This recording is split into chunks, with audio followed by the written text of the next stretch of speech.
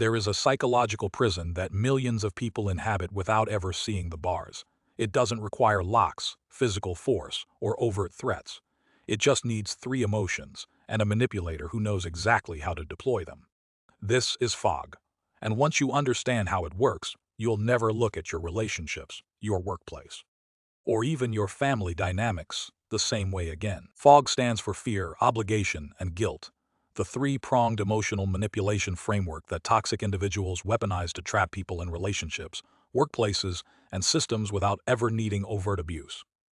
These emotions are fundamentally designed to keep us bonded to others. Fear keeps us safe. Obligation maintains social contracts. Guilt regulates our moral behavior. But when a manipulator learns to manufacture and weaponize all three simultaneously, they create a perfect storm of emotional pressure that makes escape feel impossible. Let's start with fear, because it is the most obvious of the three, and yet in fog dynamics it is often the most subtle. When you think of fear as a manipulation tool, you might picture overt threats. But skilled manipulators rarely need to be that explicit. Instead, they create atmospheres of diffuse, ambient fear, a constant undercurrent of dread that something bad will happen if the target doesn't comply. This could manifest as vague warnings, subtle shifts in mood that the target learns to predict, or the sense that any wrong move could trigger an explosion. Research on conditioned emotional responses shows that humans become incredibly adept at detecting micro-expressions, tonal changes, and behavioral shifts in people who have power over our well-being. Manipulators exploit this by creating an environment where the target becomes hypervigilant, constantly scanning for signs of impending displeasure. The target thinks, something bad will happen if I rock the boat. But they can never quite point to who said what or when, because the fear is ambient. It is structural. It is woven into the dynamic itself. In romantic relationships, fear might look like walking on eggshells around a partner's moods, or the creeping sense that asserting your needs will trigger abandonment or aggression. In workplaces, it manifests as the unspoken understanding that raising concerns will result in being labeled difficult or passed over for promotions. In families, it could be the knowledge that expressing disagreement will result in being cut off or guilt tripped into compliance. And in all contexts, the most effective fear is the kind that targets your sense of self, fear of becoming the villain in their story. Now let's talk about obligation, the second leg of the fog framework. Obligation is perhaps the most morally confusing of the three emotions, because it wears the disguise of virtue. When you feel obligated to someone, it seems like the right thing. It feels like loyalty, like duty, like being a good person. But manipulated obligation isn't about ethics, it is about control. The manipulator engineers a sense of debt in the target. They've done so much for you, they've sacrificed so much. How could you possibly betray that? The psychology behind manufactured obligation is deviously clever. Because the target isn't actually in debt for anything real. They're in debt for things they may not have asked for, benefits they may not have wanted, or sacrifices that were made under questionable circumstances. A parent might sacrifice their career for a child's activities, then use this sacrifice to justify controlling the child's choices decades later. A partner might give extravagant gifts, then hold them over the target's head when they attempt to assert independence. In each case, the manipulator has created a ledger. And in that ledger, the target is always behind. Finally, we arrive at guilt, the third and often most paralyzing leg of the fog framework. Guilt is the emotion most people trust the least to question. When we feel guilty, we assume we've done something wrong.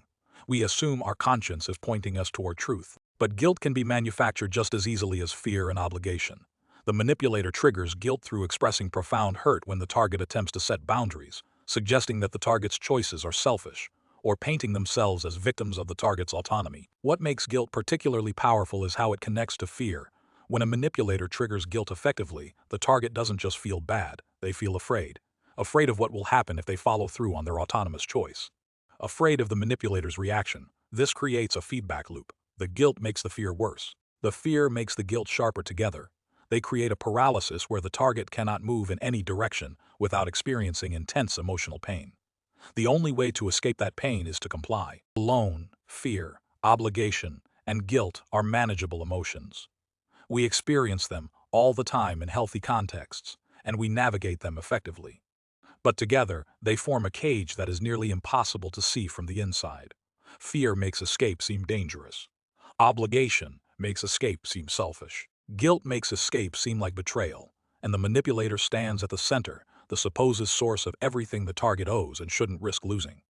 When you are inside this dynamic, Every option feels bad. Real fog obscures vision. It makes familiar landmarks disappear. It creates disorientation. People lost in fog often walk in circles, unable to trust their instincts, unable to see what is in front of them. Fog manipulation works exactly the same way. It obscures your vision of the situation. It makes healthy boundaries seem cruel. It creates disorientation about what is normal, what is acceptable, what is actually happening. Targets often describe looking back on fog dynamics and wondering, how did I not see it? Why didn't I leave sooner? The answer is, because the fog was so thick you couldn't see. Fog manipulation is perhaps most recognized in romantic relationships, particularly those involving narcissistic or emotionally abusive partners. Early in the relationship, the manipulator may seem like the ideal partner. But as the target becomes attached, the fog begins to descend. It might start subtly. A comment about how much the manipulator has sacrificed, a reminder of all the chances they've given, a suggestion that other partners wouldn't tolerate the target's flaws. The target finds themselves walking on eggshells, managing the manipulator's emotions, prioritizing their comfort over their own needs. Fog is perhaps most insidious in family systems, because family is where our deepest obligations are supposedly rooted. Toxic parents are masters of fog manipulation. They've raised you, fed you, clothed you, sacrificed for you. And they'll never let you forget it. Every boundary you attempt to set becomes evidence of your selfishness. Every act of self-preservation becomes betrayal. After everything we've done for you is the family manipulator's anthem. But healthy family dynamics don't require you to sacrifice your well-being. They don't punish you for having boundaries. Fog manipulation in workplaces is often overlooked because we tend to frame it as professional expectations or company culture.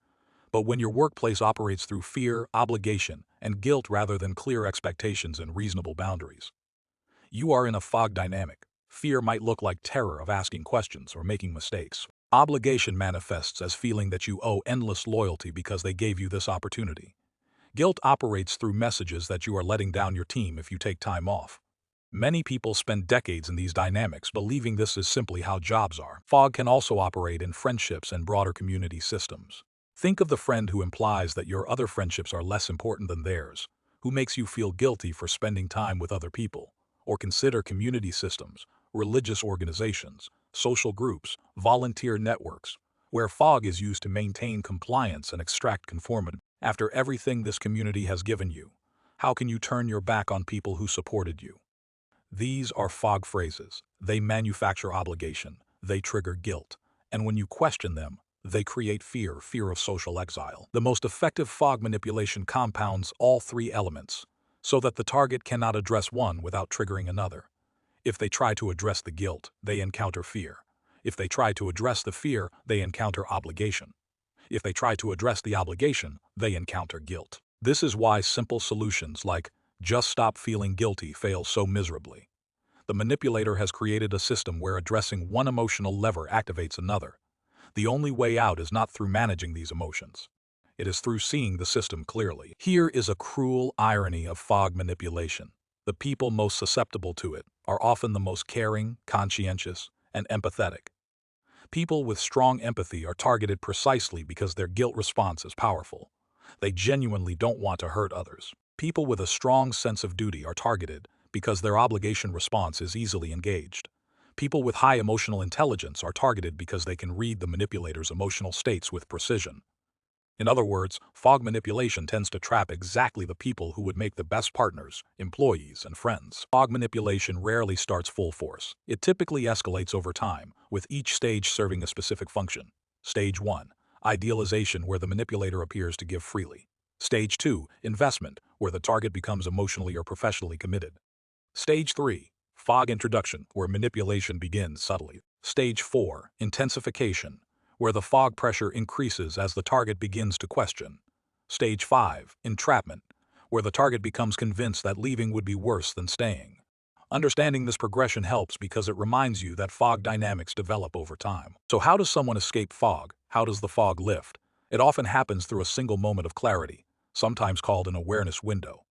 Something happens that allows the target to see the pattern from outside it. This might be witnessing the manipulator treat someone else the same way, hearing a description of manipulation that matches their experience, or having a trusted person point out what they couldn't see. This moment of clarity is crucial, but it is not sufficient. The fog has been thick for a long time, and clarity doesn't immediately restore vision. If you are watching this and wondering whether you are in a fog dynamic, Here are some questions to ask yourself. Do you feel like you can't make decisions without consulting the other person? Do you feel afraid of the manipulator's reaction to things that should be normal? Do you feel like you owe this person something that can never be repaid? Do you often feel like you are walking on eggshells? Managing their emotions. Do you feel trapped, like leaving would be worse than staying, even though you can't articulate why? If you answered yes to several of these questions, you may be in a fog dynamic. If you recognize fog in your own life, here are some principles for navigating your way out. First, understand that you can't argue your way out. The manipulator won't be convinced by your logic. Second, recognize that you don't need to convince the manipulator of anything. Third, build external support. Fog thrives in isolation.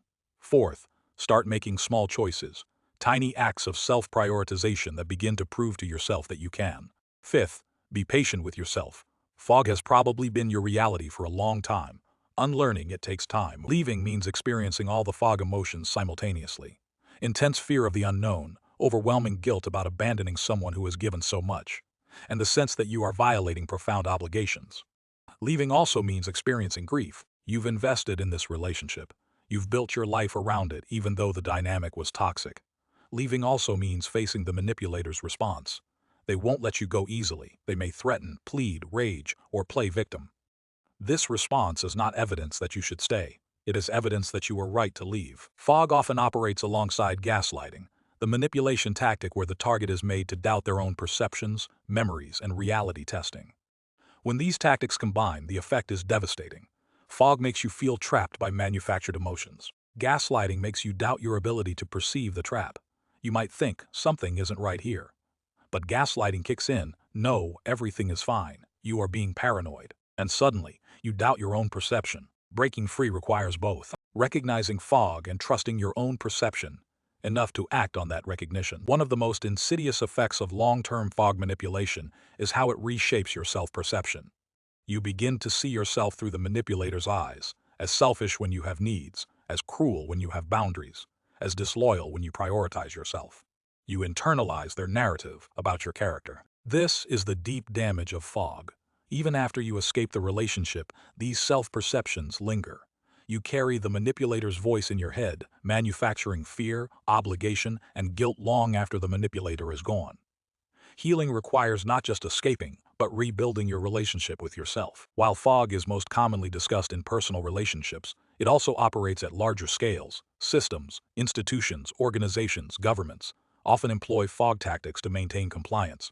Fear, the consequences of dissent, the portrayal of alternatives as dangerous. Obligation, the narrative of duty and sacrifice, the suggestion that you owe the system. Guilt, the suggestion that questioning is betrayal, that your individual needs are less important than the system's demands. When entire populations are subjected to fog, it becomes nearly invisible, just how things are. But recognizing fog at any scale is the first step toward freedom. Let me paint a picture of what a fog interaction looks like in real time. Imagine you've decided to set a boundary with someone who uses fog manipulation. You approach them calmly, clearly. You state your boundary. The manipulator's response deploys all three legs simultaneously. First, fear, their expression shifts. Consequences loom, unstated but understood. Second, guilt, I can't believe you'd say this to me, after everything I've done for you. Third, obligation, they remind you of everything they've sacrificed, and they may cry, rage, or give you the silent treatment. The target's impulse is to back down, not because the boundary was wrong, but because the emotional onslaught is unbearable. One of the most important distinctions to make is between healthy guilt and manufactured guilt. Healthy guilt is a response to genuine moral transgression. You've hurt someone or violated your values. It points you toward repair and growth. It is proportionate to the offense, and it dissipates when addressed. Manufactured guilt is a response to exercising your own autonomy, asserting a reasonable boundary or prioritizing your well-being. It points you toward compliance and self-sacrifice. It is disproportionate to any actual offense. The key question is, what is the guilt telling me I've done? If the answer is asserted a boundary, the guilt is manufactured. Fog manipulation often creates or exacerbates codependent dynamics, where the target's sense of self becomes enmeshed with the manipulator. In codependency, you derive your sense of worth from being needed by the manipulator. Your identity becomes wrapped up in your role as supporter or caretaker. Fog feeds codependency. The fear keeps you in the role, the obligation defines the role, and the guilt punishes any deviation. And codependency feeds fog. Your enmeshed identity makes leaving feel like death. Breaking free requires addressing both, escaping the fog dynamic and rebuilding your sense of self. After escaping fog, one of the most important tasks is rewriting your internal narrative. The manipulator has given you a story about who you are: selfish, uncaring, disloyal, flawed. This story serves their control, because if you are the problem, they can position themselves as the solution. But this story is a lie. You are not selfish for having needs. You are not uncaring for having boundaries. You are not disloyal for living your own life.